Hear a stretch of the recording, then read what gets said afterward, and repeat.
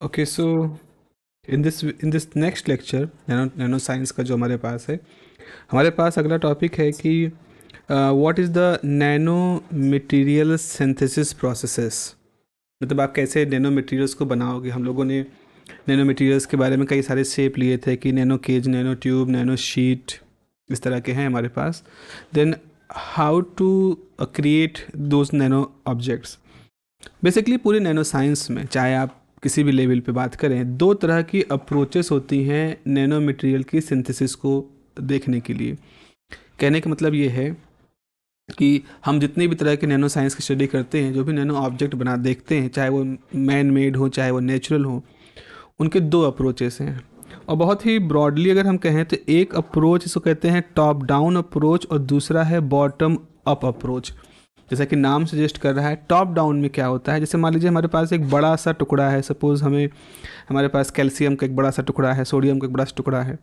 हम क्या करेंगे, बाई सम मैकेनिकल प्रोसेस उसको ग्राइंड करेंगे, तोड़ करके, पीस करके, एक्सप्लोड करके हम उसको छोटे छोटे स्ट्रक्चर्स में कन्वर्ट कर लेंगे। लेकिन नैनो साइंस का मतलब है कि हम इसको तब तक तोड़ें जब तक कि इसके जो ये पार्टिकल्स के फॉर्म में बने और वो सब 1 से लेकर के 100 नैनोमीटर की रेंज में आ जाएं तब तक। तो इस तरह के प्रोसेस को हम टॉप डाउन अप्रोच करते हैं। मतलब हमने बल्क शेप से इसको नैनो शेप की तरफ कन्वर्ट कर दिया। तो ये हमारे लिए थोड़ा ज़्यादा सुटेबल है, ह्यूमंस के लिए ज़्यादा सुटेबल है इन सेंस कि we can break it by different processes, milling करके, hard ball milling, steel ball milling, कई तरह की मिलिंग्स हैं, चक्कियाँ हैं, उनको हम पीसते हैं, एक तरह से कह लो ग्राइंड करते हैं, क्रश करते हैं और हम इस तरह के स्ट्रक्चर क्रिएट करते हैं। तो जैसे कि चूर्ण बना लिया तमाम तरह के मेडिकल पर्पसेस के लिए, पाउडर फॉर्म कर लिया, फिर उस पाउडर को फिर आपने जेल में बनाया, जो भी किया वो that is different thing. Bottom up approach में क्या होता है, बॉटम अप अप्रोच अगर आप देखें तो ये बहुत ही ज़्यादा फंडामेंटल, बहुत ही ज़्यादा प्रोफाउंड और नेचर ने इसको फॉलो किया है। जैसे क्या हुआ था, जब लाइफ क्रिएट होना शुरू हुई तो पहले सेल्स बने, कोशिकाएं बनी, बहुत छोटा सा स्ट्रक्चर, सिंगल सेल्स मिल मिल के मल्टीपल सेल स्ट्रक्चर बने। फिर वो मल्टीपल सेल स्ट्रक्चर धीरे धीरे बड़े बड़े टिश्यूज़ बने, फिर वो टिश्यूज़ बन करके बड़ा सा ऑर्गेनिज्म बना, फिर उससे हम तमाम तरह के स्पीसीज देखते हैं। तो यहाँ पर कहानी शुरू हुई थी even you can say the atomic level पर। भेजा इसको चार्ज में लगा दो। ओके, कहानी इसमें जो शुरू हुई थी, that was at the nano level, nano level पे या इवन एटॉमिक लेवल पर इसको इसको शुरू हुआ था। लेकिन धीरे धीरे क्या हुआ कि वो कॉम्प्लेक्स स्ट्रक्चर बनता गया और वो जो कॉम्प्लेक्स स्ट्रक्चर था, अल्टीमेटली वो कॉम्प्लेक्स स्ट्रक्चर हमारे सामने एक बल्क शेप स्ट्रक्चर के रूप में हमारे सामने आ गया। तो this is the bottom up approach. We started with the lower dimension thing and then we grow up to the bulk size thing. इसीलिए इसको हम इस तरह से कहते हैं टॉप डाउन और बॉटम अप्रोच। नाम अपने आप में काफ़ी सजेस्टिव है। इसमें लिखा है कि आप देखोगे कि in the top down approach by cutting, grinding of material we get final product, okay, and in the bottom up approach by assembling the atom or molecules together we get desired nanostructure। तो example के तौर पर सोल्जल method है, वो bottom up की तरफ है, और बॉल मिलिंग वगैरह हैं, that they are the top down approach, they belongs to top down approach. Okay, let me tell you something about the sol gel method, जो कि आपके सिलेबस का भी हिस्सा है। सोल्जल मेथड में अगर आप पहले डायग्राम के बारे में देख लेते हैं, एक डायग्राम यहाँ पर काफ़ी हद तक सजेस्टिव है। जैसे शुरू में क्या होता है, sol gel, sol is for the solution kind of thing, gel is for the gelular structure. जैसे जेली आप लोगों ने देखा होगा, तो उसी से मिलता जुलता थोड़ा सा आप दिमाग में रखिएगा। यहाँ पे आप देखें, जैसे यह पहला बीकर जो दिखा रहे हैं, इसमें क्या हुआ है कि उस बीकर के अंदर उन्होंने जिंक एसीटेट रख रखा है और फिर उसको 80 डिग्री सेंटीग्रेड पर प्रोसेस कर रहे हैं 2 घंटे के लिए। फिर उसमें एथेनोमीन मिला दिया गया है और जिससे कि एक ख़ास तरह का नेटवर्किंग सिस्टम उसके अंदर बन गया। 50 डिग्री सेंटीग्रेड पर हमारे पास एक सॉल मिल गया, जो सॉल जेल का सॉल है वो मिल गया। इसमें आप जो सर्किल देख रहे हो, they are called the network of the material, ये जो एथेनोलामाइन और जिंक एसीटेट की वजह से जो फाइनल प्रोडक्ट बना, उसके वो शेप हैं, वो मॉलिक्यूल्स हैं, और वो मॉलिक्यूल जो है वो एक नेटवर्क के थ्रू जुड़े हैं, कंसिस्टेंसी नहीं बट एक नेटवर्किंग थ्रू सब जुड़े हुए हैं। फिर हम क्या करते हैं, फिर उसके अंदर प्रोसेस करते हैं, उसके अंदर जो ये बाइंडिंग एजेंट है इनको एवापोरेट कराते हैं, then we get this gel structure. तो वो सॉल स्ट्रक्चर था, उसके बाद उसमें हम बाइंडिंग एलिमेंट को हटा करके डिफरेंट प्रोसेसेस से हम उसमें जेल स्ट्रक्चर पाते हैं। और फिर उस जेल स्ट्रक्चर को अगर हमें, जैसे यहाँ पे देखो जिंक ऑक्साइड की फिल्म बनानी है, तो हमने उस जेल स्ट्रक्चर को रखा, सिलिका ऑक्साइड और सिलिका ऑक्साइड वगैरह की जो भी हमें लेयर ज़रूरत है, फिर हाइड्रोलिसिस कराया एयर में या हीट ट्रीटमेंट कराया, और उस जिंक ऑक्साइड की जो जेलुलर स्ट्रक्चर था उसको सॉलिडिफाई फॉर्म में एक फिल के फॉर्म में कन्वर्ट कर दिया। तो एक अगर थोड़ा सा लॉजिकली सोचो तो बहुत ही सिंपल सा प्रोसेस है। अब भले इसको एग्जीक्यूट करना प्रॉब्लमेटिक होता है, स्टेबिलिटी चेक करना होता है, उसका गिब्स फंक्शन देखना होता है, उसकी गिब्स एनर्जी देखनी पड़ती है, reaction exothermic, endothermic, homogeneity, isotropicity, बहुत कुछ केमिकल काइनेटिक्स देखनी पड़ती है। So whole chemistry is involve in this process. But अगर आइडिया के बेसिस पे देखो तो इसमें क्या है कि जैसे कुछ ऐसे ऐसे चाशनी वगैरह हम लोग बना रहे होते हैं कि एक जेलुलर स्ट्रक्चर होता है, फिर इसको और गाढ़ा करते गए, फिर एक जेली स्ट्रक्चर हमने बना लिया, और फिर उस जेली को हमने कोट करके उसको गर्म कर दिया, वो जम गई एक तरह से। वैसा ही कुछ यहाँ पर हो रहा है। तो एक लॉजिकल डायग्राम यहाँ पर है। जैसे आप देखो, अगर हम सॉल की बात करें तो dispersion of the solid particle in a liquid, जिसमें ब्राउनियन मोशन हो सकता है। ब्राउनियन मोशन देखा सुना होगा आप लोगों ने कि रैंडम मोशन होता रहता है जो सस्पेंडेड मॉलिक्यूल्स होते हैं उनका। तो डिस्पर्सन जो होता है सॉलिड पार्टिकल्स का लिक्विड में, that is the solid structure. और जब हम सॉलिड नेटवर्क जिसमें कि लिक्विड कंपोनेंट होता है उसको हम जेल कहते हैं। अब ये टेक्निकल तरीका भले है, solid network having liquid component, it is basically the gel structure. जैसे जेल आप देखते हो, जेली खाते हैं ना, जो टॉफ़ी जैसे जेली आती है, तो या केक के ऊपर जेली लगी होती है, तो वो ना सॉलिड होती है ना लिक्विड होती है, उसके अंदर अपना शेप बनाए रखने की भी टेंडेंसी होती है, तो सॉलिड जैसा है, और साथ में उस पर आप प्रेशर लगाते हो तो वो पिचक सी जाती है, फिर से रिकवर कर जाती है, तो शेप डिस्टॉर्ट भी हो रहा है फोर्स से, और उसका एक शेप भी है, that is in between the solid liquid. तो ओके, इसमें क्या होता है, सबसे पहले हम एक प्रिकर्सर मटेरियल लेते हैं। प्रिकर्सर मटेरियल जस्ट एक फैंसी नेम है स्टार्टिंग मटेरियल कहने का, जिसके साथ आप शुरुआत करो। जैसे यहाँ हमारे पास जिंक एसीटेट है, फिर उसको हम एक हाइड्रोलिसिस प्रोसेस और कंडेंसेशन प्रोसेस से गुजारते हैं। जैसे कि यहाँ पे आप देख रहे हो कि एथिलोमाइन मिला दिया गया और उसको 2 घंटे तक 80 डिग्री सेंटीग्रेड पर रखा गया, फिर 50 डिग्री सेंटीग्रेड पर रखा गया। तो इससे हमारे पास क्या होता है, एक सॉलिड स्ट्रक्चर आ जाता है।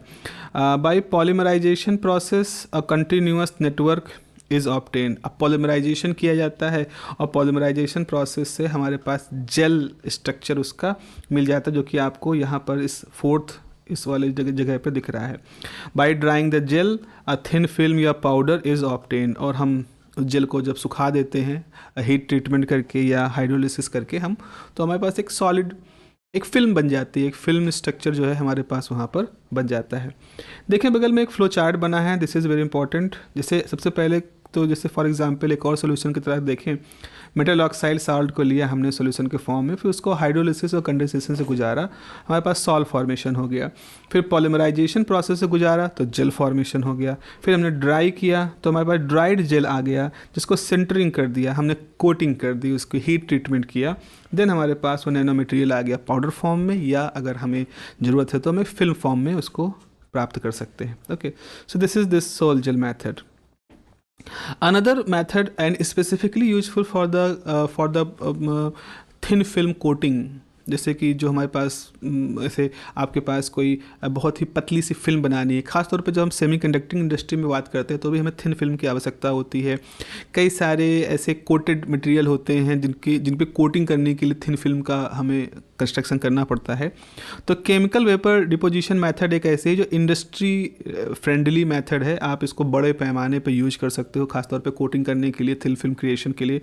This is a very good method and this method is the bottom up approach. ये बहुत खास बात है बॉटम अप अप्रोच के लिए। बॉटम अप अप्रोच मतलब है यहाँ हम एक एक एटम की लेयरिंग करेंगे, मतलब हम शुरुआत करेंगे एटॉमिक लेवल से, फिर हमारा वो थिन जो है, उस थिन फिल्म जो बनेगी उसको हम नैनो लेवल के थिकनेस तक पहुँचा ले जाएंगे। So this is very important that कि this is a bottom up approach. This chemical vapor deposition is belonging to the bottom up approach to deposit atom या molecule on the suitable substrate के ऊपर इसको deposit कराते हैं।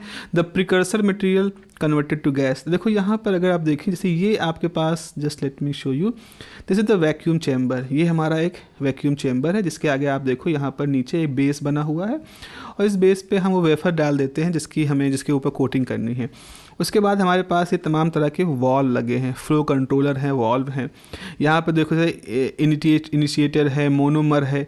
कहने का मतलब है जिस तरह की कोटिंग हमें करनी है, सपोज सिलिका ऑक्साइड की कोटिंग करनी है तो हम सिलिका को पाउडर फॉर्म में ऑक्सीजन के साथ ये वेपराइज करके उनको इसके अंदर भेजेंगे। यहाँ पर रिएक्शंस वगैरह होंगी, गैसेस बनेंगी, मॉलिक्यूल बनेंगे। तो आप देखो यहाँ पर सपोज जैसे ये इनिशिएटर है और मोनोमर है, तो ये यहाँ पर रिएक्शंस कर रहे हैं इस फिलामेंट से, जो कि गर्म करते हैं, उस टेम्परेचर कंडीशन में रिएक्शन करते हैं। और उसके बाद हमारे पास ये मोनोमर्स जो हैं वो धीरे धीरे क्या होंगे, ये जो कोल्ड स्टेज है इसके ऊपर डिपॉजिट होना शुरू हो जाएंगे। और हम कोशिश करेंगे कि हम एग्जॉस्ट के थ्रू उन अनवांटेड गैसेस को या अनवांटेड एलिमेंट को जो अभी वेपर फॉर्म में है उनको बाहर निकाल दें। और हमारे पास एक फिल्म जो है, जो कि इस जो पर्पल कलर के एटम है, इनकी एक फिल्म बनना शुरू हो जाएगी। तो यहाँ पर क्या होगा, जैसे बिल्कुल वैसा है, सोचो कि अगर आपको किसी मेज के ऊपर, जस्ट फॉर एग्जांपल, जैसे आप सोचें कि आपके पास एक मेज है, आपको मेज के ऊपर चॉक की, कैल्शियम कार्बोनेट की एक लेयर बनानी है। तो एक तरीका तो यह है कि आप चॉक लीजिए और मेज पर रगड़ना शुरू कर दीजिए। ऐसा आप अगर करोगे तो हो सकता है कहीं पर ज़्यादा प्रेशर लगा दिया आपने तो वहाँ थोड़ी मोटी परत बन गई। एक यूनिफॉर्म थिकनेस की परत आप इसके ऊपर बनाना चाहते हैं। एक और तरीका है, एक तरीका ये है कि आप उस चॉक को लीजिए और उसको बोर्ड पर घिसिए। आप चॉक को बोर्ड पे घिस दीजिए, उसके बाद फिर उसको किसी डस्टर से साफ़ कर दीजिए। अब क्या हुआ, आपकी डस्टर पर बहुत सारे कैल्शियम कार्बोनेट के मॉलिक्यूल आ गए हैं। फिर आप क्या करें, जहाँ वो मेज है जिसके ऊपर आपको कैल्शियम कार्बोनेट की लेयर बनानी है, उसके ऊपर तेज़ी से वो डस्टर झाड़ दीजिए हवा में, मतलब उसके जस्ट ऊपर ने हवा में, और फिर दरवाजे बंद कर दीजिए और छोड़ दीजिए थोड़ी देर के लिए। होगा क्या, घंटे 2 घंटे में वो जो धूल बनाती थी आपने, वो धूल धीरे धीरे डिस्पर्स होना शुरू हो जाएगी उस पूरे मेज के ऊपर। और ये डिस्पर्सन बड़ा ही यूनिफॉर्म सा होगा, क्योंकि ऑलरेडी वो जो गैस मॉलिक्यूल हैं वो ब्राउनियन मोशन के through, Maxwell's distribution, velocity distribution के थ्रू वो हवा में ही टकरा करके एक कांस्टेंट सा, होमोजीनियस सा वेरिएशन ला चुके हैं। तो जब वो प्रेसिपिटेट होंगे तो पूरी मेज के ऊपर एक बहुत ही पतली लेयर बन जाएगी। इसीलिए कभी आपने देखा होगा, आप अगर क्लासरूम में एंटर करें, बंद है क्लासरूम 6-7 दिन तक, तो आप मेज पर जैसे उंगली करते हो तो आपको हाथ में धूल दिखाई पड़ती है, क्योंकि वहाँ पर एक बहुत पतली सी धूल की लेयर धीरे धीरे प्रेसिपिटेट होकर गिर चुकी है।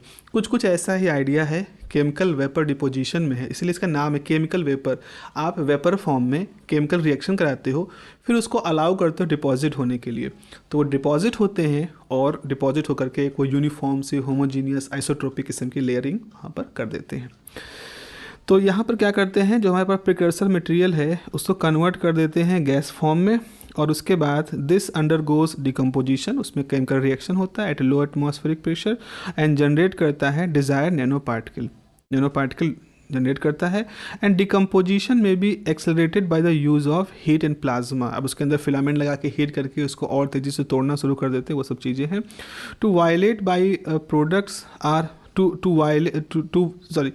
वोलेटाइल, ऐसे लिखें, to remove the products are removed by gas flow exhaust, ऐसे लिखें, volatile by products are remove by flow of exhaust, flow या gas exhaust. The end product is then deposited on the cold substrate from which they are scraped और collected.